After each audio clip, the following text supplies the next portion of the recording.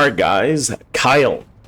Kyle has actually just entered my top 5 builds in the game for usability and depth. Currently, the ultimate module is the wrong module. This says Collision Instinct, but it is in fact superconductive bombing. They just updated the wrong module with the wrong fourth ability, I guess. I don't know why they did that. Funnily enough, they did do this in the live stream, and I just thought it was like, I don't know, weird in the live stream, but they didn't catch it. I don't know what's happening. It's kind of strange. Either way, you're not losing too much by losing the module, Collision Instinct. So here we're maximizing our damage output with focus on non-attribute. Now, you can sacrifice some of your cooldown to put a power increase on here, but it brings your 15-second cooldown to a 25-second cooldown, and I don't like it. I want a smooth gameplay with as much cooldown as possible, and damage, of course. We have the focus on modules, as well as the MP conversion and nimble fingers for cooldown, maximum and maximum duration. You can take off one of the duration modules for range. It does actually matter quite a bit. Just keep in mind you can only have 200% range on here, so if you just get the 35% inside of the arc tuning tree, I think you'll be all right. Experienced Technician. This gives him a magnetic force gauge. The magnetic force gauge is equal to 200% of your shield. Why this is important is related to his third ability. I will go into that. When the shield is fully consumed, you activate Magnetic Care. Magnetic Care regenerates your shield and your recovery interval. This becomes important in things like speed running, which I'll go into the Lava Citadel part at the end. But this is not a speed running build. This is an everyday build. This is the best build, in my opinion, to run Kyle. I'll even take this over the speed running build and just have a slightly longer fight. Your magnetic force gauge is the bottom bar. It is the purple one. You actually don't have MP. Basically, every action you do affects your magnetic force gauge, and it becomes a resource for Kyle's expenditure. The first ability, Repulsion Dash. All this does is dash, shoulder tackle, give you some defense and damage. It does stun them and knock them to the side. Then you have Magnetic Bulwark. This is a shield that fires. It used to stay in place and you used to have to hold it, making Kyle unusable. This is based off of your character's stats, shields, and resistances. It is affected by range, and it's very important to note that whenever you hit an enemy with this regens your magnetic force gauge. Colossi bossing, you definitely want your regen. You see how it passed through him? If I get a big old bad Colossi, like the Lava Citadel, he basically replenishes my entire magnetic force gauge. The third ability, Magnetism Spurt.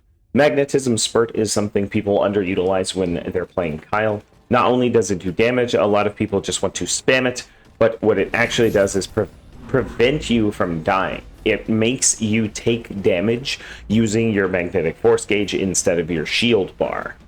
And then whenever it depletes, your shields deplete, the magnetic force depletes, it does explode for a 4,000 skill power modifier. Then, of course, we have Superconductive Bombing Mark II.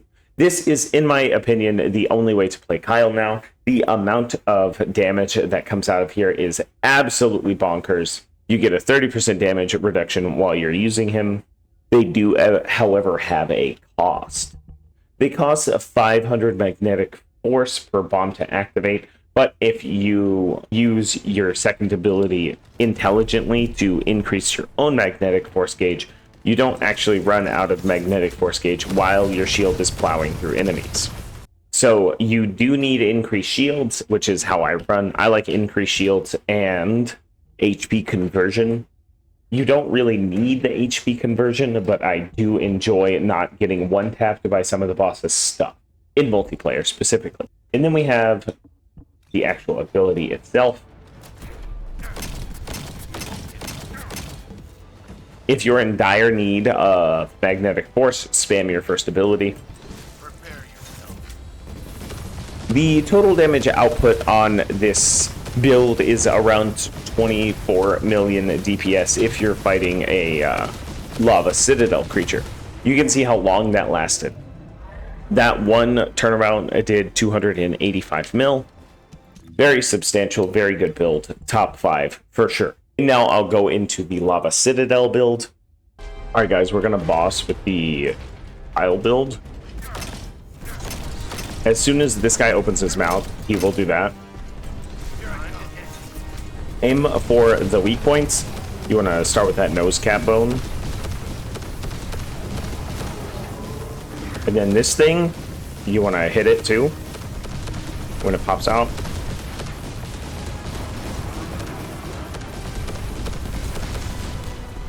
I'll explain all of this after the fight. Die. Then he'll go into his second phase.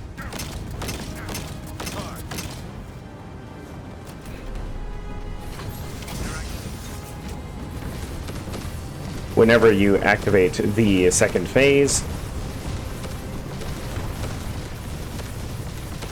you will die again.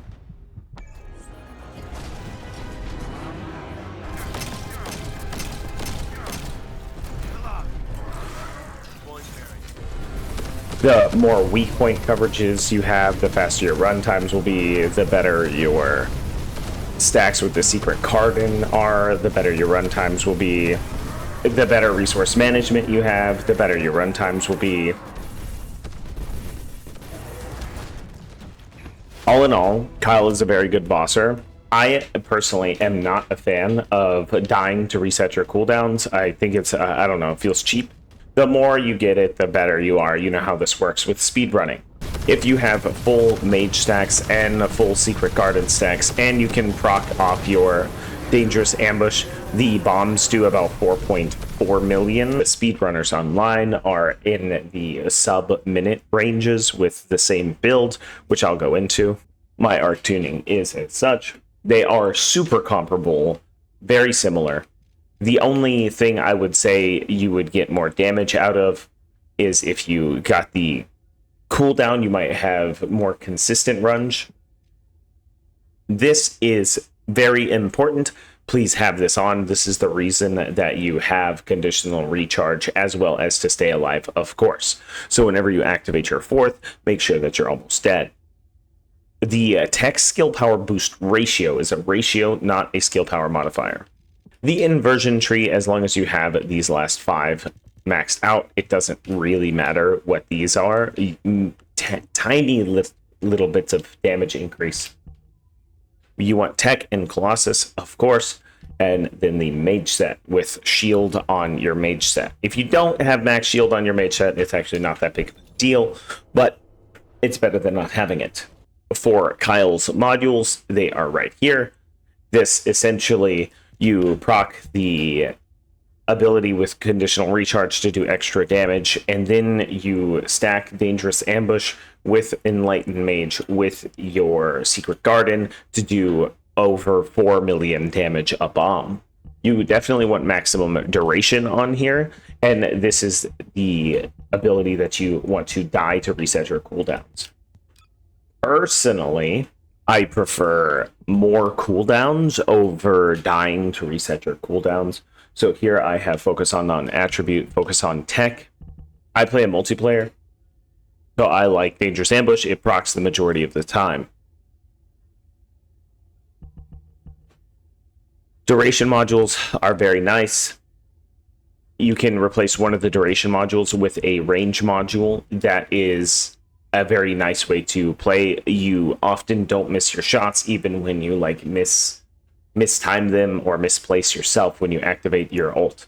You can sacrifice this one for this one if you want a little bit more damage and go up the tree there, if it's up to you. You don't really need a mutant cell slot just because this does so much damage. The only thing you need damage for is the Abyss boss. My arc tuning is as such. They are super comparable. The damage in here is super strong, and it's in my top 5. I'll be doing a top 5 builds later. Check it out. My Twitch is in the comments. I do a lot of this stuff on Twitch. Y'all have a sick day. Peace out. Let me know what you find out about the season.